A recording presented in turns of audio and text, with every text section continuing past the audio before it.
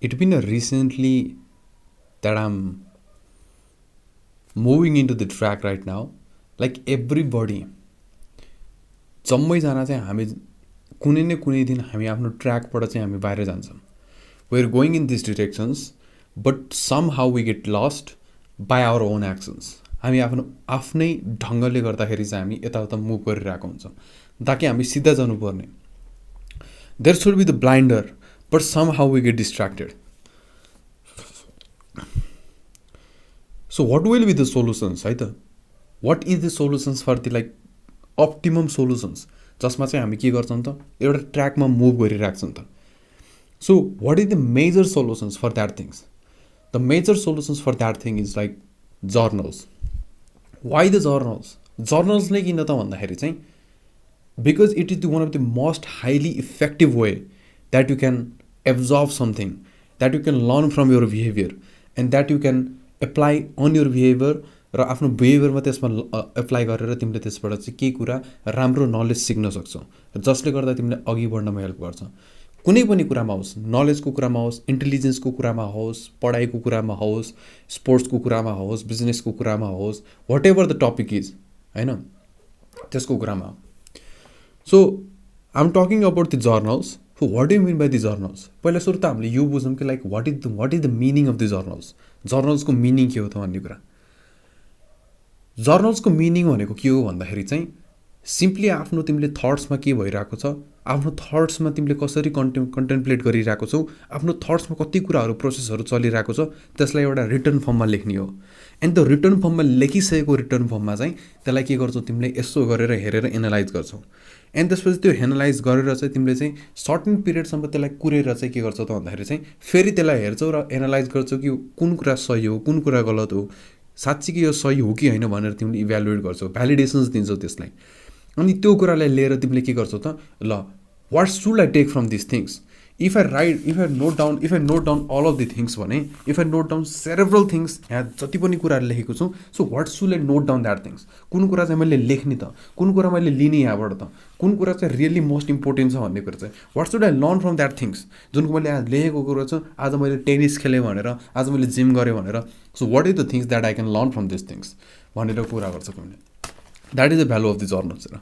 So most of the highly effective peoples जस्तै हाम्रो stoic फिलोसोफर्सहरू छ. Like I don't know the much names but I only know one of them like Marcus Aurelius. And उहाँलाई मात्र चिन्छु मैले होइन. ल उहाँलाई पनि राम्रोसँग खासै चिनेको छैन. I saw the some quotes on YouTube or something, Instagram or some like Twitter. अनि त्यसपछि मैले त्यहाँबाट फलो गरेको. I like this quote, this was really मेरो लाइफसँग कनेक्टेड भएको छ भनेर त्यसपछि मैले कनेक्सन्स गरेर त्यसपछि I search about him and lucky enough like I get some knowledge from that point. अनि त्यहाँबाट चाहिँ मैले चाहिँ उहाँको जर्नल्स भन्नेबाट चाहिँ मैले सिकेँ हो है यहाँबाट.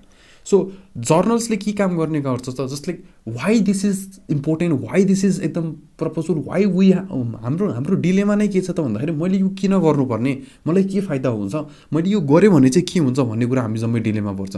वी थिङ्क आवर सेल्फ मात्र, वी थिङ्क हाम्रो प्रोग्रेस मात्र, वी थिङ्क अबाउट हाम्रो राम्रो मात्र, वी थिङ्क अबाउट हाम्रो उन्नति मात्र के. But that not going to happen के, that's not going to happen theoretically, realistically. So के कुरा सही हो, के कुरा गलत हो, कसरी हेर्नुपर्छ कुराहरूलाई भन्ने कुरा चाहिँ जर्नल्सले सिकाउँछ. सो वेन यु जब तिमीले जर्नल्स लेख्छौ आजको दिनमा के गर्यौ भनेर, जर्नल्स लेखिसकेपछि यु नो एक्ज्याक्टली थिङ्स कि like okay I'm gonna do that things, okay I'm gonna do that things, okay मैले यो कुराबाट चाहिँ के सिकेँ भन्ने कुरा चाहिँ तिमीले थाहा हुन्छ. And that is the value of journals. So those peoples who are like जसले जर्नल्स गरिरहेको छ, they wrote down all of the things. उनीहरूले जम्मै कुरा रोट डाउन गर्छन्. एन्ड त्यो रोट डाउन गरिसकेपछि के गर्छ त भन्दाखेरि त today what did I do today, आज मैले के गरेँ भन्ने कुरा चाहिँ उनीहरूलाई थाहा हुन्छ. अनि त्यसलाई नै मैले बेटर कसरी गराउन सक्छु भन्ने तिनीहरूको ध्यान जान्छ. How can I make that decisions even more better, how can I make that decisions even a more fasters होइन, how should I think that way, कुनको पर्सपेक्टिभले चाहिँ मैले सोच्नुपर्छ भन्ने कुरा. बट जसले जर्नल्स लेखेको छैन तर जर्नलिस्ट लेखेको छैन त्यसले के गर्छ भन्दाखेरि they focus on the only the specific part. मैले यस्तो फेल भएँ, म आज यस्तो फेल गरेँ, मैले यस्तो आज नराम्रो गरेँ, मैले यस्तो आज राम्रो गरेँ। They focus on the specific part मात्र, they don't go the process all along the way. So that's why the journals is important. It gives you the process, it gives you process. र तिमीले आफ्नो माइन्डले नै के भनिरहेको छौ भन्दाखेरि चाहिँ okay I need to analyse all of the things, I need to go through in the details. र डिटेलमा गइसकेपछि बल्ल मैले थाहा पाउँछु कि कुन कुरा सही हो कुन कुरा गलत हो भनेर। एन्ड त्यो कुरा बल्ल थाहा पाइसकेपछि मैले बल्ल एउटा बेटर डिसिजन्स लिन सक्छु भन्ने कुरा तिमीले आफ्नो ब्रेनलाई ट्रिगर गरिरहेको छौ, आफ्नो ब्रेनलाई ट्रिक गरिरहेको छौ, आफ्नो ब्रेनलाई त्यो सिकिरहेको छौ। अनि त्यो नै सबभन्दा हार्डेस्ट पार्ट हो जुन मान्छेले सिकाउन सक्दैन। Because every one you are seeing along all the way, जतिजना मान्छेलाई तिमीले देखिरहेको छौ they are going into the one directions जुन चाहिँ सर्टेस्ट लेन्थ, सर्टेस्ट कुरा, सर्टेस्ट डिस्टेन्स, छिटो भन्ने कुरामा गइरहेको छ। But nobody is going to the hardest part. I need to choose the hardest part, I need to go far away, I need to think deeper in the good म्यानरमा।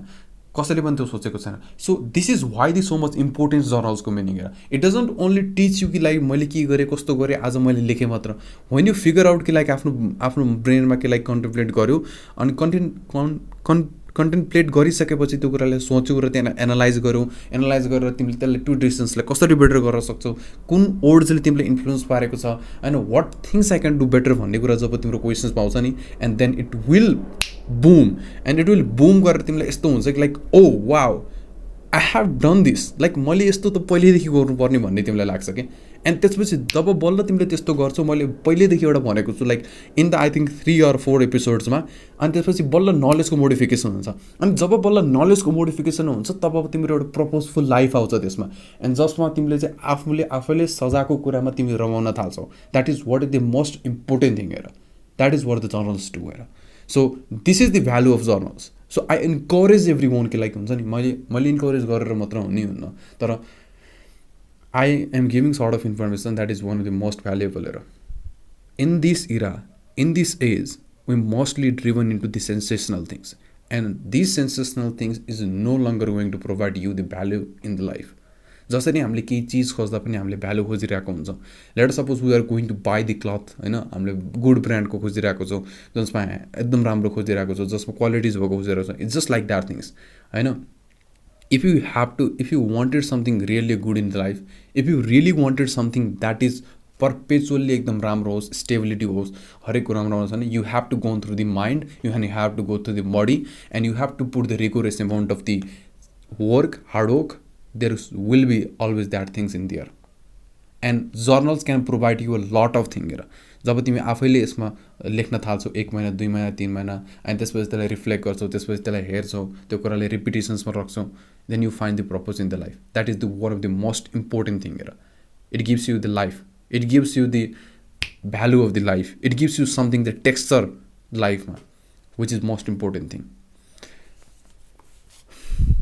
And this is my personal experience that I have written so many diaries. यो नै मेरो diaries हो। And this is the word the dotty, I called it dotty diary भनेर, होइन, जसमा चाहिँ मैले एकदम भयभरको आइडियाजहरू जम्मै लेख्छु। Mostly my ideas are originated from the walking, something doing something, like doing something, literally doing something. And त्यसपछि मैले यो डायरी साइडमै राखिरहेको हुन्छु and noted down all of the things. That's how I make something. Even the content I make is also by this way. I don't still the content कि like मैले त्यसले त्यो गर्यो, यसले त्यो गर्यो। I just make it in my personal way. That is what the most important thing. And journals can give you the phosphorus in the life. Thank you so much.